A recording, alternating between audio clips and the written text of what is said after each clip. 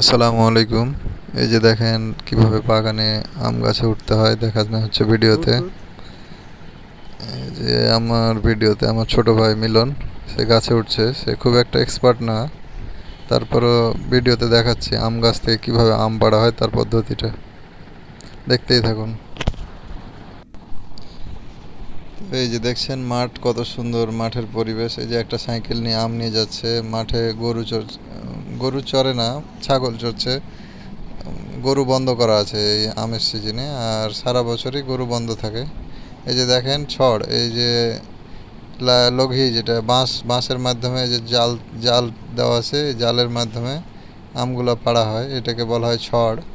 তো এই ছড়ে আমগুলা গাছে পাড়া হয় এবং ওই আম নিচে চালানো হয় এবং ছালার মাধ্যমে বা ক্যাচ ধরে, কাছে হলে ক্যাচ ধরে নিই, ছালার মাধ্যমে ধরা হয়। এই যে আমটা হাতে নিলাম। তো এইভাবে আমগুলো আমাদের পাড়া হয় এবং এটা পাকা আম পাড়া হচ্ছে।